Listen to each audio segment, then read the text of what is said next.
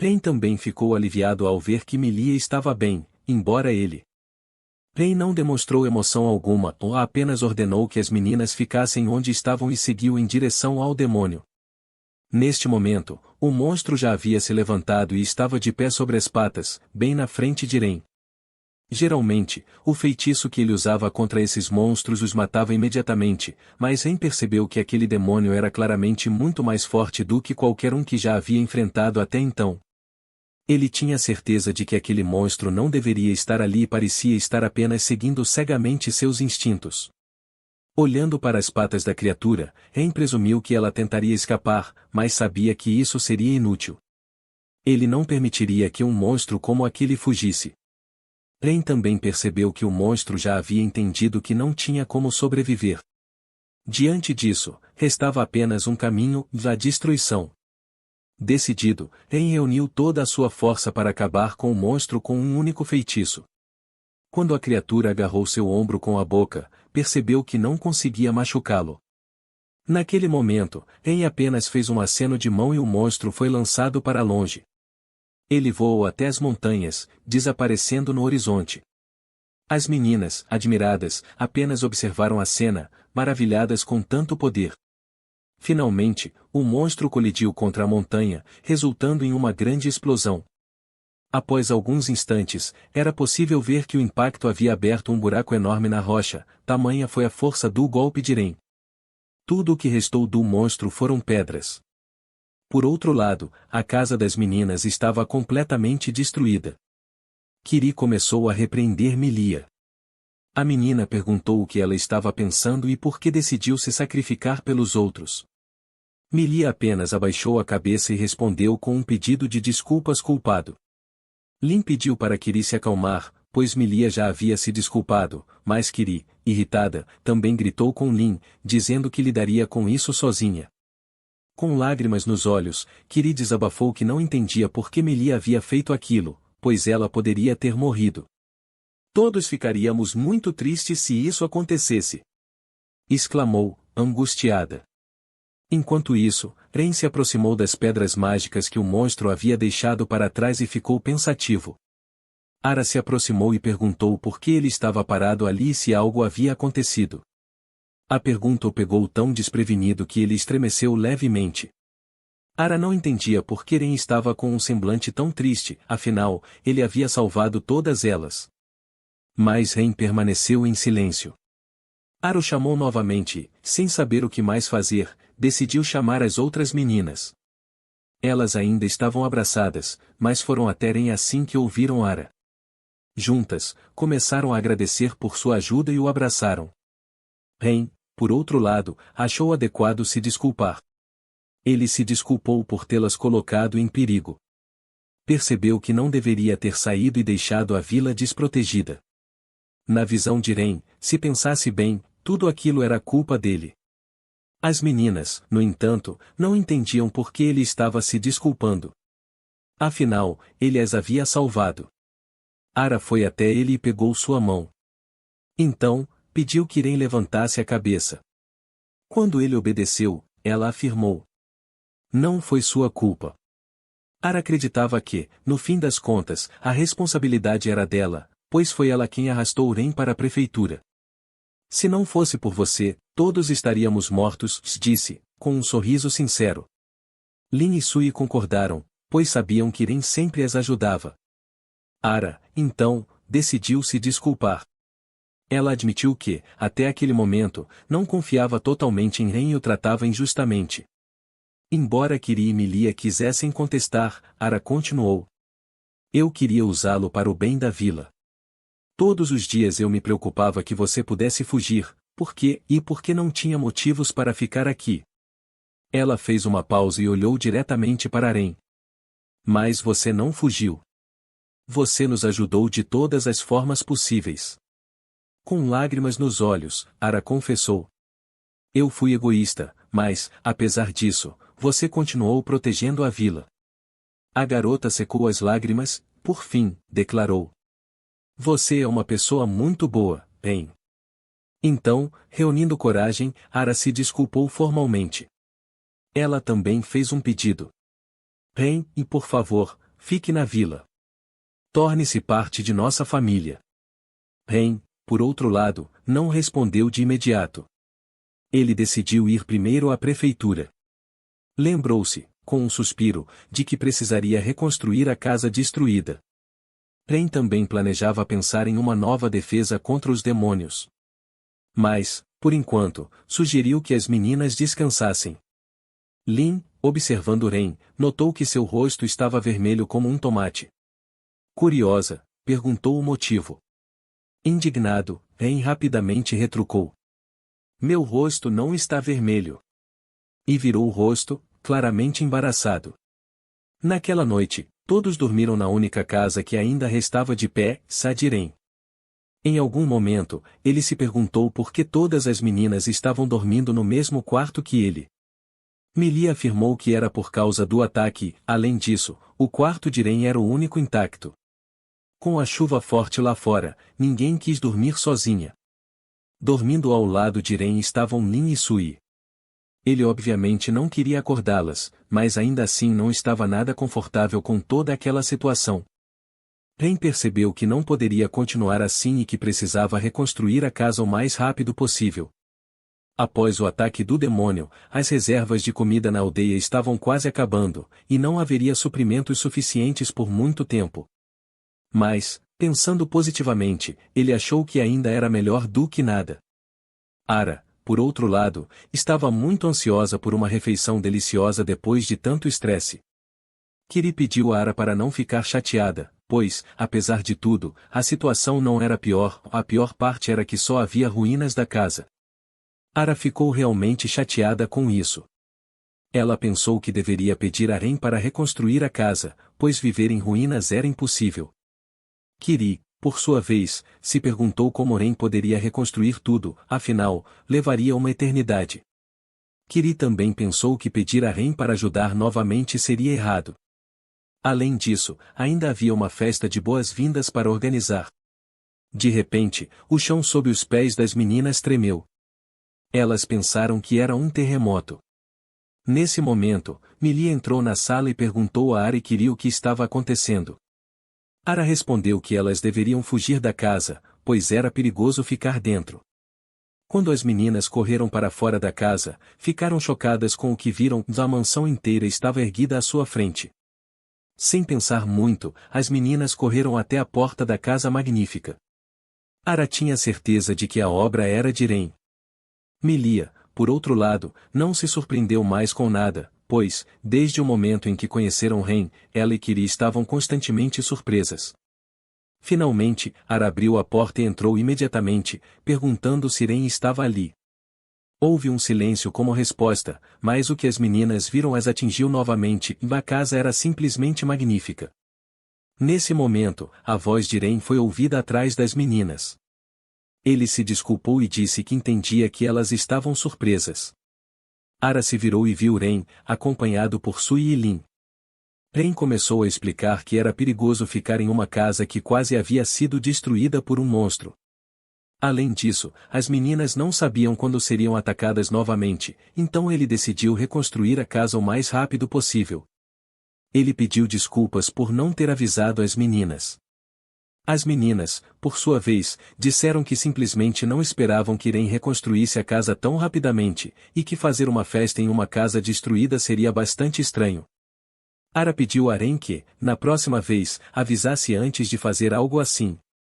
Milia, vendo que Ara estava agindo de maneira tão razoável, ficou bem surpresa. Ara, por outro lado, perguntou indignada a Milia quem ela pensava que era. Enquanto isso, Ren explicava para as meninas o caminho até a cozinha e sugeriu que cozinhassem algo, já que nenhuma delas havia tomado café da manhã ainda. Quando as meninas entraram na cozinha, ficaram ainda mais surpresas. Elas não conseguiam acreditar no que viam. A cozinha era simplesmente linda. As meninas até pensaram que, com uma cozinha dessas, poderiam comer delícias todos os dias. Depois de um tempo, todos haviam comido e os pratos estavam vazios. Ren contou para as meninas toda a história que havia acontecido com ele antes de ele chegar à vila.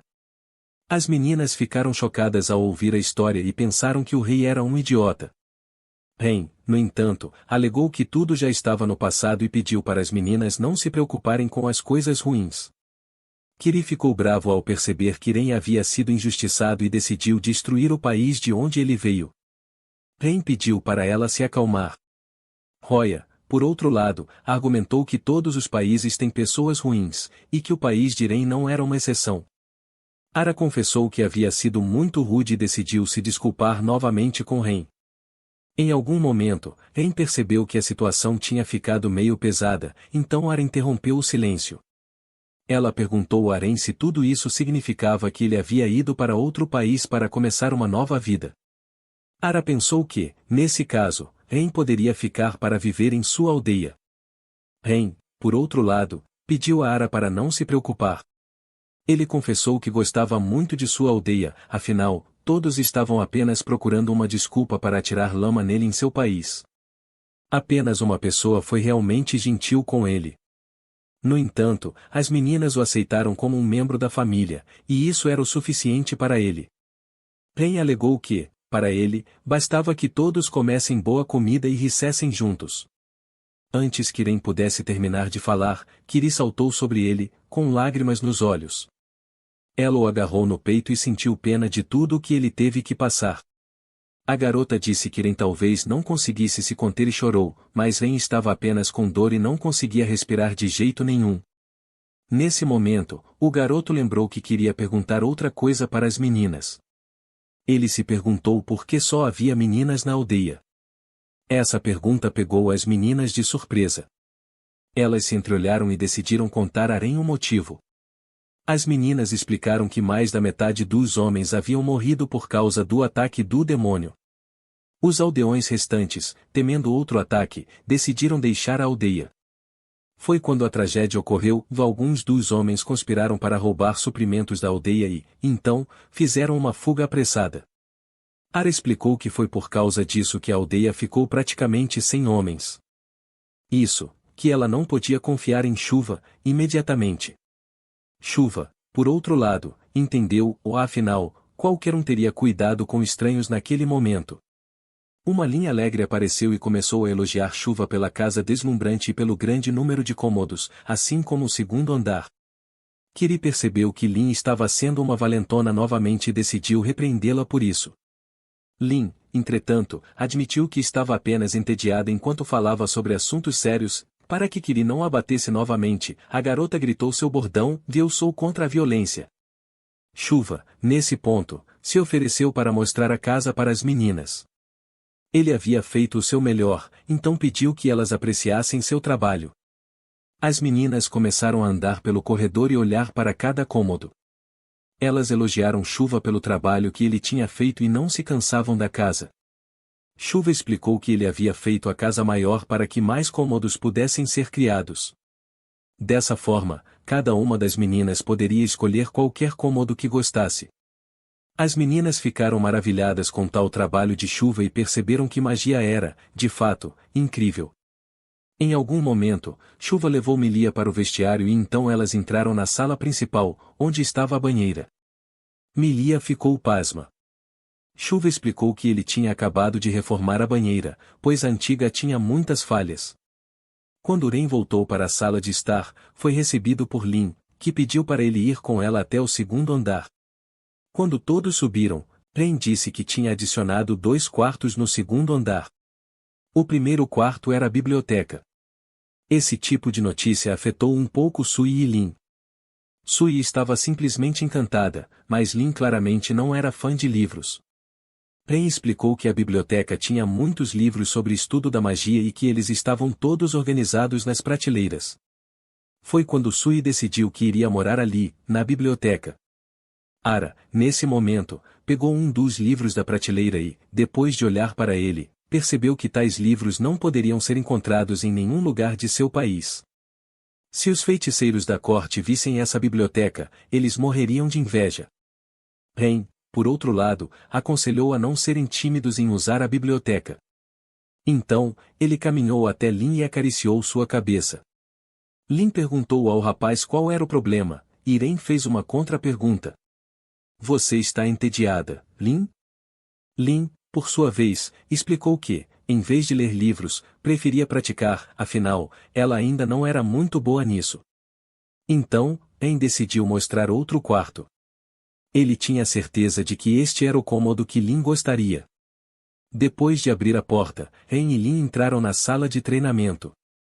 Lin ficou encantada com o espaço, era muito amplo e até tinha alvos, o que a garota gostou bastante. Ren, por outro lado, acrescentou que havia colocado magia protetora nas paredes para que elas não quebrassem. Nesse momento, o restante das garotas já havia se aproximado e também gostaram da sala de treinamento. Mas então Ren acrescentou que havia mais uma coisa e pediu para que todas o seguissem. Primeiro, elas precisavam descer para o primeiro andar. Os rapazes passaram por uma porta e começaram a subir outra escada. Embora Ara tenha perguntado a Ren para onde essa escada levava, ele não respondeu. Enquanto subiam, Lin e Sui chegaram a se cansar, mas Ren afirmou que não faltava muito para chegar. Finalmente, eles alcançaram o destino. Ren os levou até o deck de observação, de onde tinham uma vista incrível de todo o entorno. As garotas olharam pelas grandes janelas e admiraram a beleza da paisagem. Elas nunca haviam visto as montanhas de uma altura tão elevada. Por alguns minutos, todas apenas apreciaram a vista, enquanto Ren se afastava, satisfeito com seu trabalho. Em determinado momento, Lin percebeu que haviam surgido paredes ao redor da vila. Surpresa, ela não entendeu quando Ren teve tempo de construí-las. Ren respondeu que tinha feito tudo bem cedo, enquanto as meninas ainda dormiam. Ara, por outro lado, afirmou que acordaria com qualquer barulho e não entendia como não havia notado tal coisa. Milia sugeriu que talvez tivessem dormido profundamente. Lin, no entanto, ainda reclamou que as janelas do patamar eram muito altas e que ela não conseguia ver nada. Ren riu e prometeu pensar sobre isso. Então, Ara se aproximou novamente e disse que Ren não apenas havia ajudado a aldeia, mas também concordado em ensiná-las magia. Ren, porém, não entendeu o que Ara queria dizer e decidiu perguntar.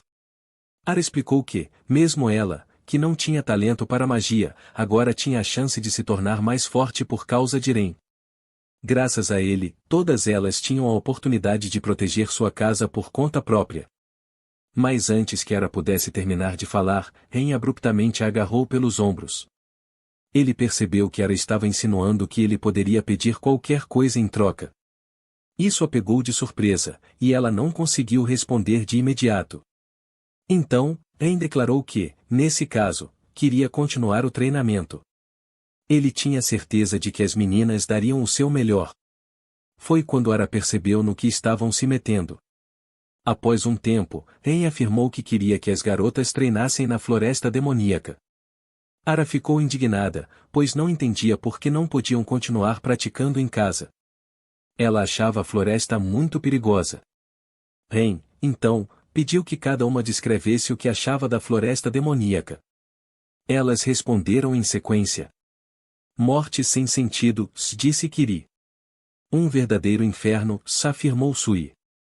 Uma camada de demônio, ponderou Milia. Concluiu Lin. Ren concordou que todas estavam certas, mas não completamente.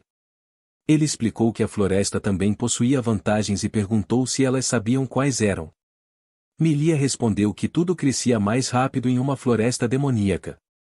Lin, tentando ser esperta, sugeriu que isso acontecia por causa da temperatura quente dentro da floresta. Foi quando Ara interveio, alegando que já sabiam disso, mas não entendiam como tudo se relacionava.